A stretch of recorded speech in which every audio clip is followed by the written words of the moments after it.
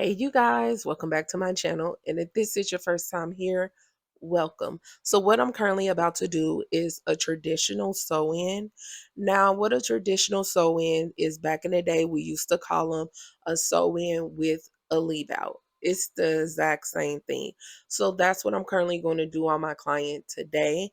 With the sew ins, they become definitely more popular around the fall and winter months, and it's simply because people like to wear their hair differently than what they usually do in the summer. As you guys know, summertime is braiding time.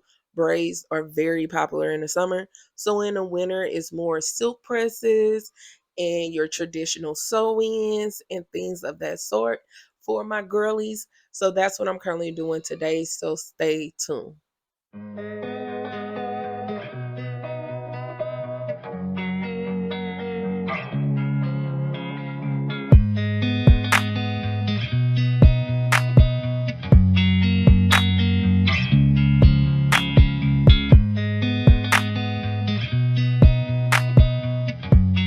Okay, so what I'm currently doing is getting the base started, which will be considered the foundation, the anchor of the braids. I like to do my braids very small. The smaller it is, the flatter the sew in looks, the more natural it looks.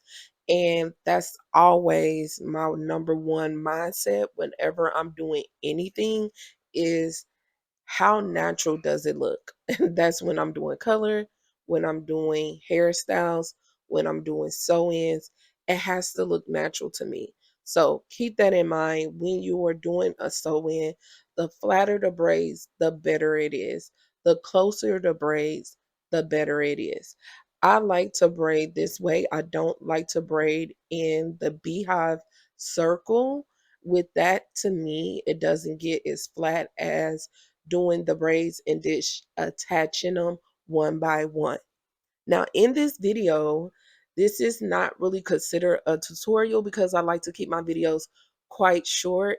And I know you guys like that because y'all let me know that you like for me to keep my videos under 10 minutes. So I definitely will respect that. But in this video, I definitely will highlight the most important parts when it comes to doing a sew in.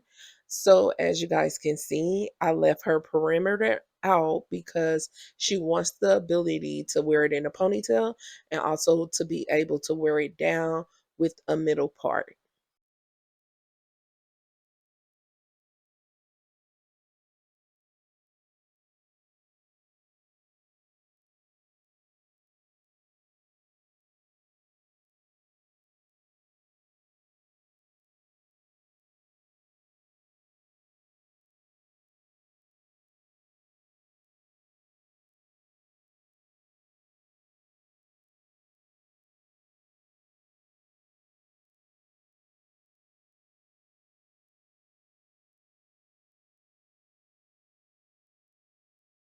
Okay, so I want to slow it down for you guys to be able to pay attention to the detail. How I added the braid that's hanging down to the other braid so it can be flatter, and also won't have a lot of braids hanging out in the back, and it won't have that bulky look in the back. So it's very important to add the braids together with each other.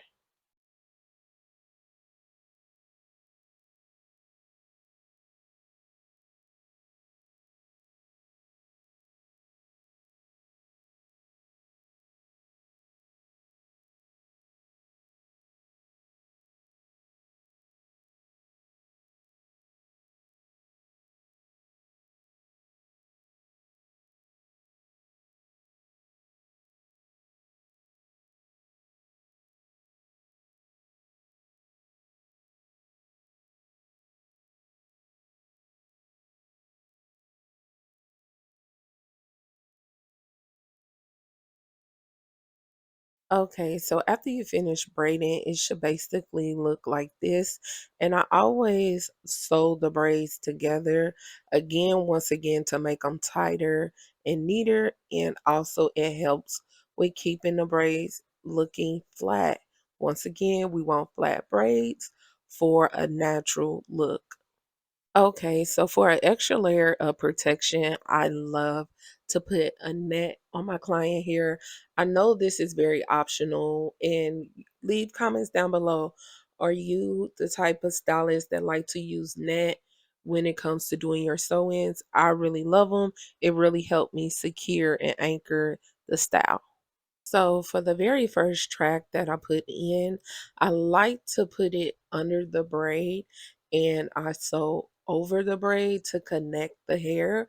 And this gives such a flat, natural look, you guys. I love doing this. And usually I do it from the top of the eyebrow, like the arch of the eyebrow to the other side of the arch of the eyebrow to give balance and make it cohesive when the sew-in is styled. So definitely try that. If you haven't tried it, definitely your very first track, put it under the braid and sew over the braid to attach it to the track. And I tell you, you guys, it will give such a natural, beautiful look.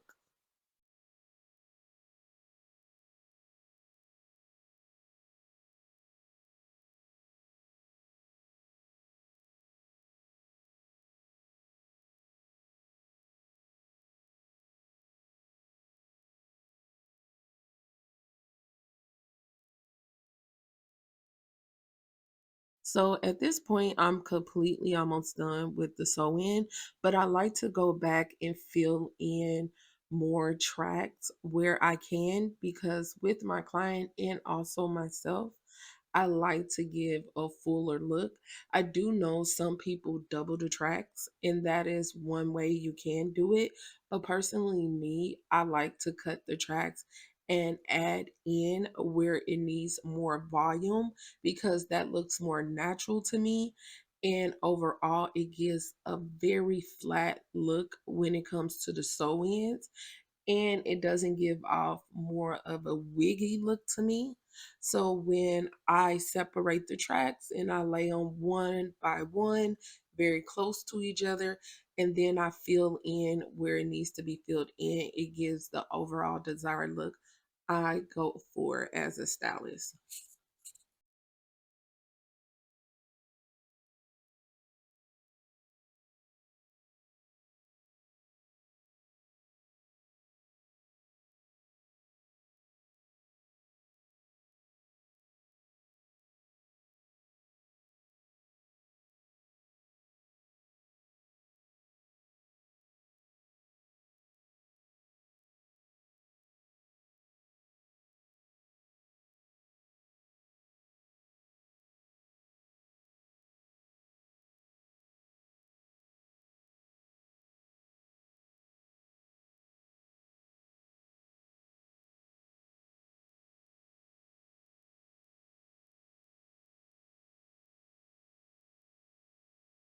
All right, you guys. So this is the final look.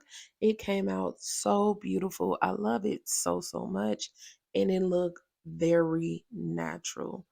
Once again, when it comes to my sew-ins, I always make sure I shampoo, deep condition, and trim the ends of my clients' hair. This is very important. And the reason why is a protective style only protects what you have going on with your hair.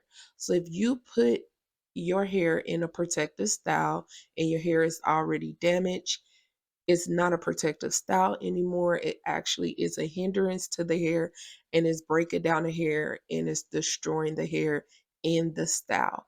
But when you are doing braids, quick weaves, crochets, wigs, anything that's a protective style, the most important thing is the foundation. And the number one thing is make sure you shampoo your hair, cleanse your scalp, deep condition your hair, and trim your ends. So thank you guys so much for watching today's video. And as always, drink your water for healthy hair, skin, and nails. And I'll talk to you guys next time. Bye.